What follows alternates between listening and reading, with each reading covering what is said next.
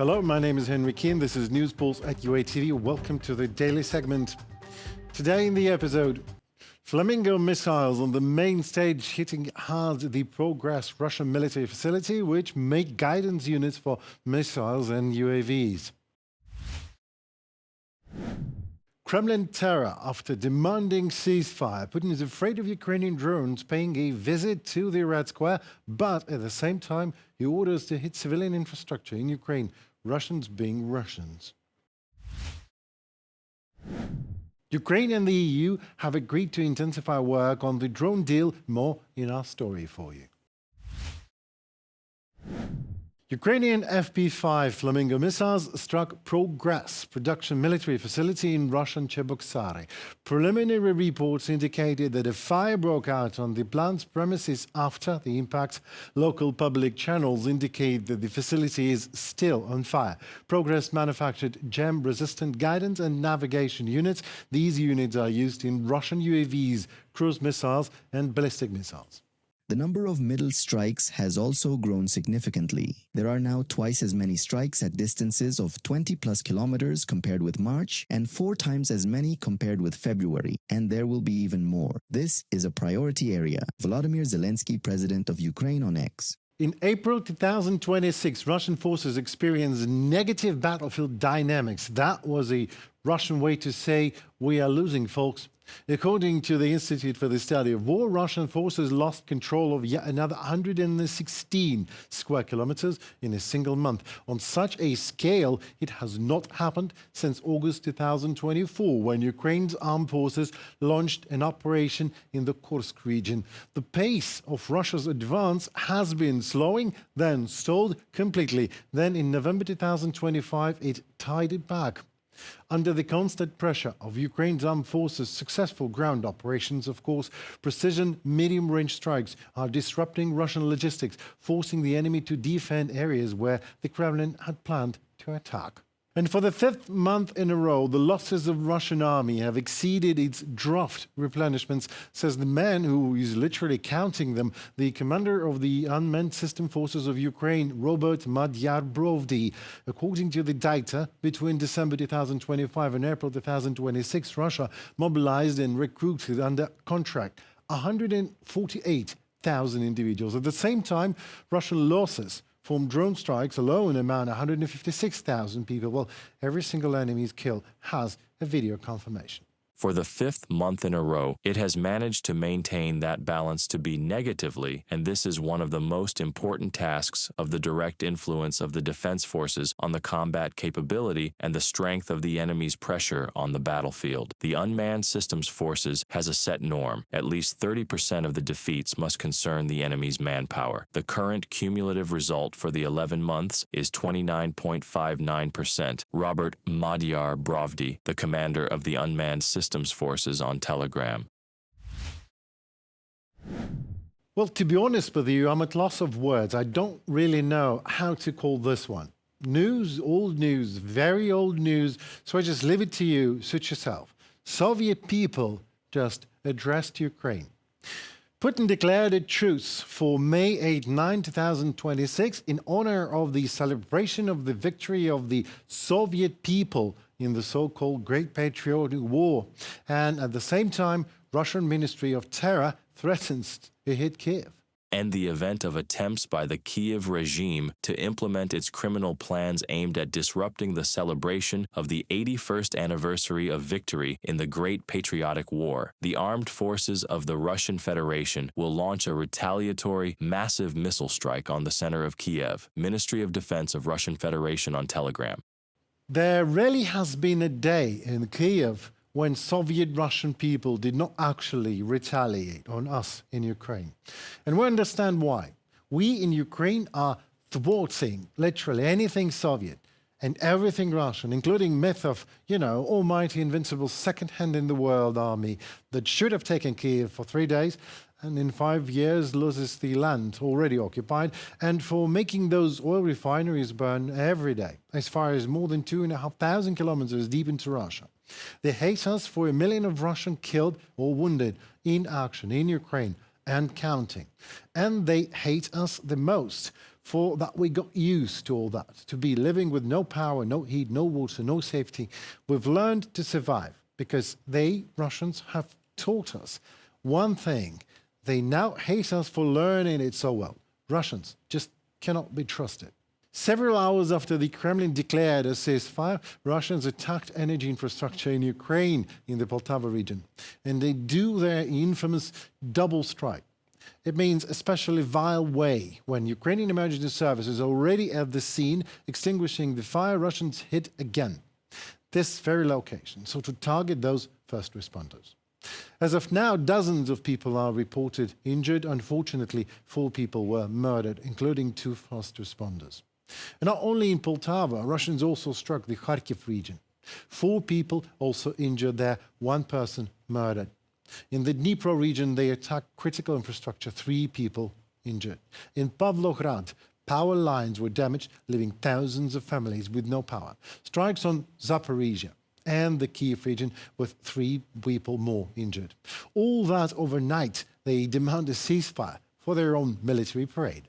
It is utter cynicism to ask for a ceasefire in order to hold propaganda celebrations while carrying out such missile and drone strikes every single day leading up to it. Russia could cease fire at any moment, and this would stop the war and our responses. Peace is needed, and real steps are needed to achieve it. Ukraine will act in kind. Volodymyr Zelensky, President of Ukraine, on X.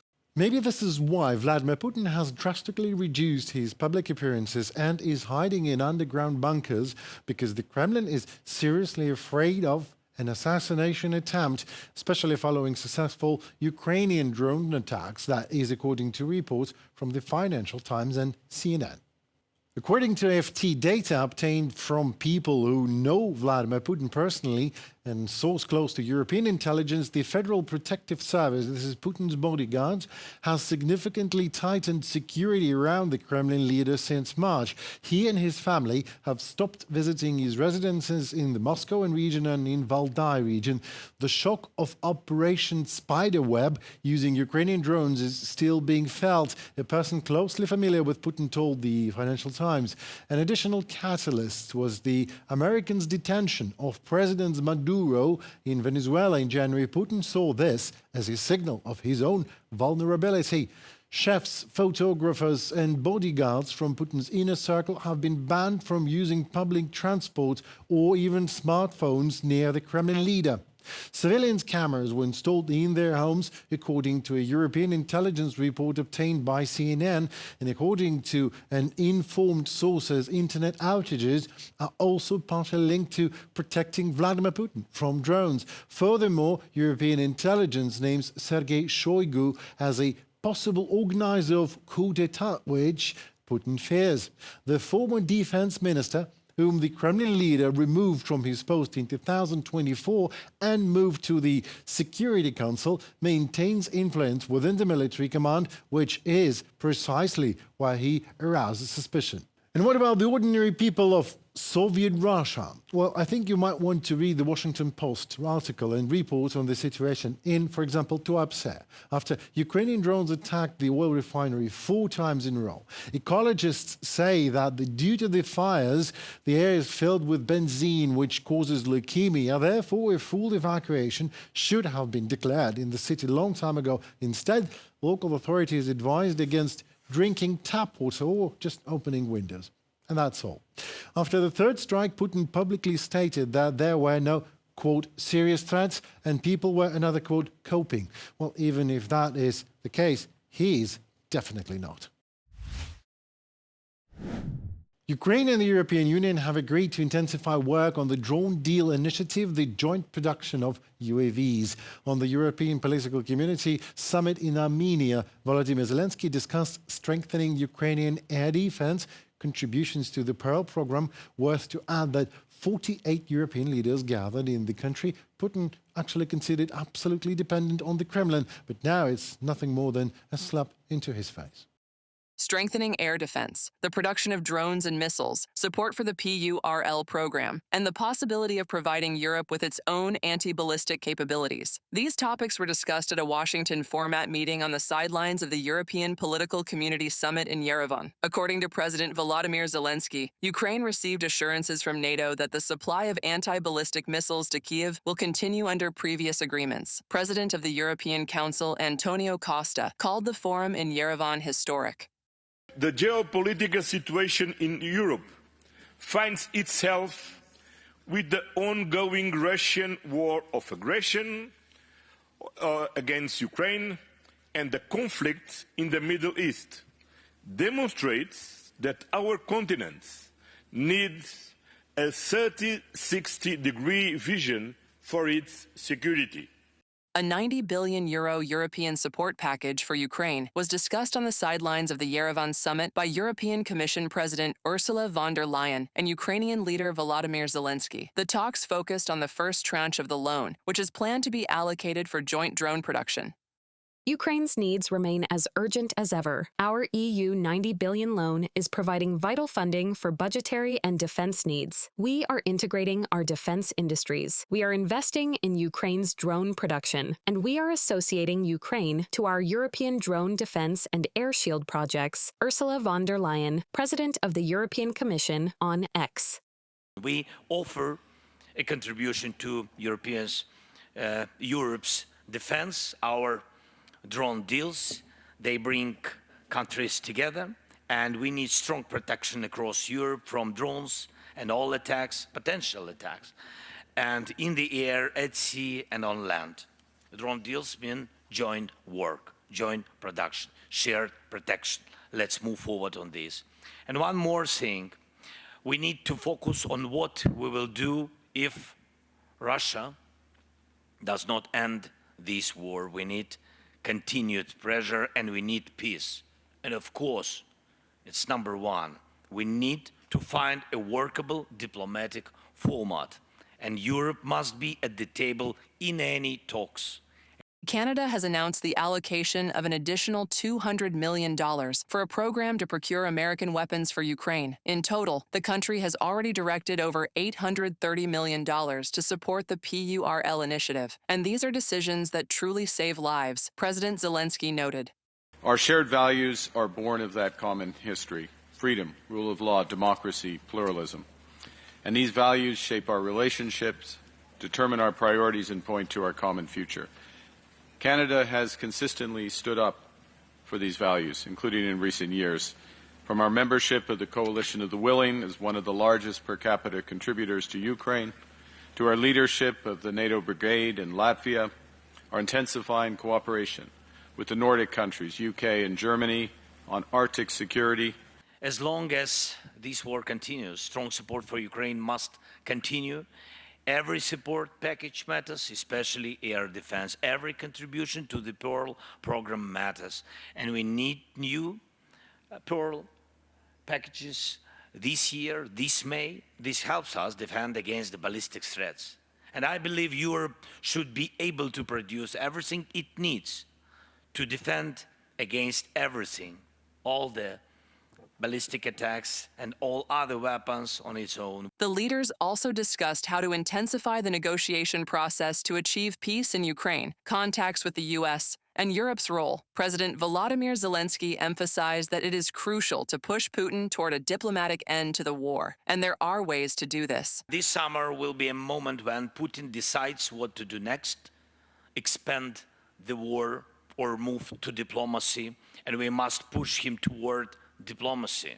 Russia has announced a May 9 parade in Moscow without military equipment. If that happens, it will be the first time in many, many years they cannot afford military equipment, and they fear drones may buzz over Red Square. This is telling. It shows they are not strong now.